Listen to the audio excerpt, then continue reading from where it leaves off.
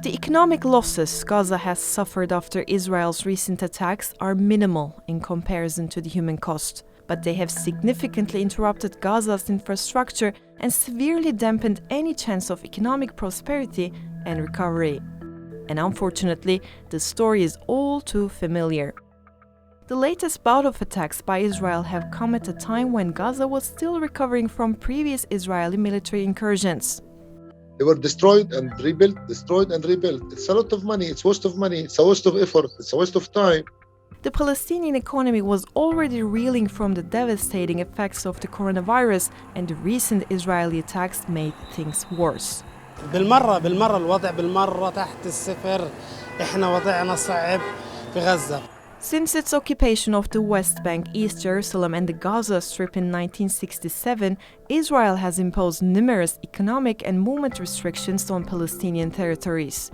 These restrictions have affected all sectors of the Palestinian economy, resulting in long-term economic disadvantages and irreversible de-development. Since June 2007, 2 million Palestinians have been under a prolonged siege inside the 365-kilometer-square area of the Gaza Strip. The Strip has gone through 4 military incursions since 2008, the latest one being one of the harshest. مصانع كثيرة تم تدميرها في العدوان، وكأنه الاحتلال يستهدف أيضا البنية التحتية، يستهدف المباني، يستهدف المصانع. According to official figures, the latest attacks damaged nearly 17,000 residential and commercial units, 769 of which were severely damaged, and over 250 buildings were completely destroyed. Also, 7 big factories were burned, while several agricultural areas, electricity, water and sewage systems were severely damaged.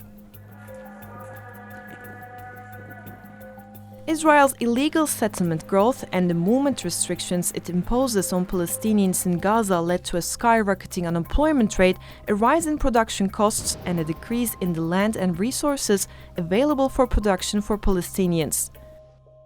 It's estimated that the cumulative economic cost of the Israeli occupation between 2007 and 2018 is $16.7 billion.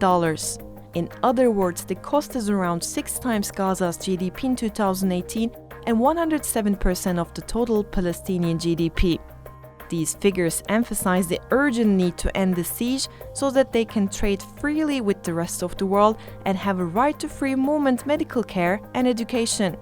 جميع القطاعات تعمدت سلطات الاحتلال على تدميرها بشكل منظم. 95% من أعداد الصيادين تحت خط الفقر، بالتالي ما ينطبق على الصيادين ينطبق على أبناء شعبنا. أعلى نسبة بطالة على مستوى العالم. Youth unemployment is particularly alarming. 65% of Gaza's population is under 30 years old. Normally, having a young population is considered to be a strength for an economy, but in Gaza, it's the challenge for young people to join the workforce. Youth unemployment rate is at more than 65% in 2021. Every year, 20,000 students graduate from 5 universities in Gaza, but most recent graduates can't find jobs. Economic empowerment is not only about providing jobs to the young people. It's about fighting radicalization.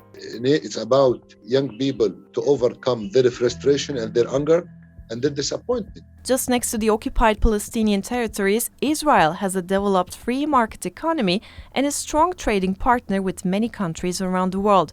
Israel has top-quality universities and a competitive job market.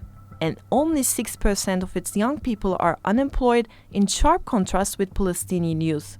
In Gaza, more than half of the population live below the poverty line. The poverty rate in Gaza jumped from 40% to 56% in 2017, which means that many people in Gaza cannot afford proper food, clothing, and shelter.